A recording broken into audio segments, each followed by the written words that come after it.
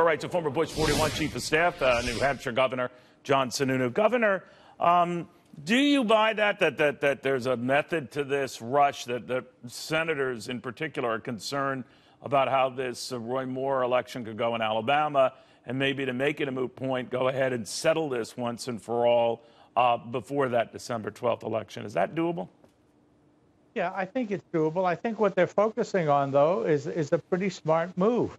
This repeal, as long as they communicate it properly, which I don't think they've done for a long time. This repeal affects people mostly in their 20s and 30s, early 40s, that were forced to buy health insurance that they didn't want and couldn't afford. And in some cases, their money was used to subsidize health care for others. So they're not going to be uninsured the way the Democrats and CBO and others want to say. They're going to move to self-insurance, which for them is a much smarter investment and a better bet.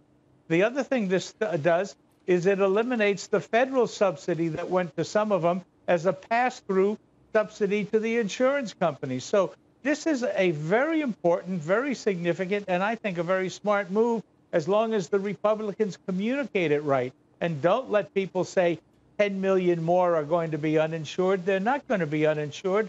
They're going to move to cheaper, more efficient, and smarter self-insurance. All right.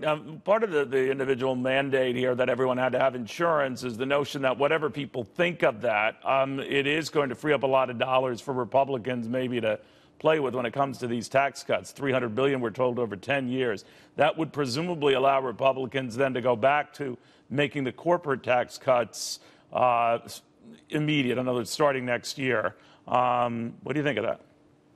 Well, I think it's a smart move all around. It allows that to happen, and under the pay-go rules, it requires less of the program cutbacks that some people were starting to use as arguments against tax reform and a tax cut. So I think there's a lot of ways of using that $320+ billion to satisfy the Senate rules and get this thing through.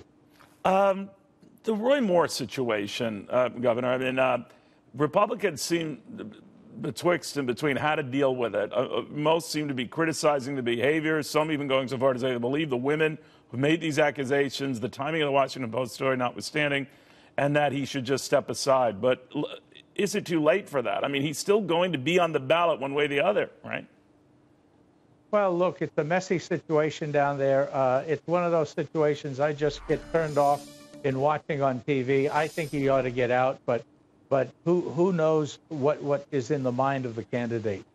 Now, it would be easier said than done if he were elected and it did enter the Senate to kick him out, because these charges date back, some 40 years. So how likely is that anyway? Well, look, if you force me to give you a solution, my best recommendation is to have the governor extend the date of the election. I'm sorry, say the latter part of that again? To extend the date of the election. I see. All right, we'll see. We don't know. They're working behind the scenes. Governor, it's a different matter, but concerning George H.W. Bush, whom you serve very well as Chief of Staff, other things, there's another woman who's come out now saying that the former president inappropriately touched her.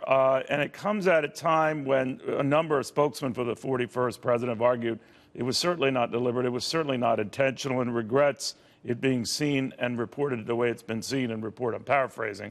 What do you think of all of this? Neil, I'm going to let the 41 staff deal with the comments on this thing. I don't know the women. I have no idea what did or didn't happen, and I'm not.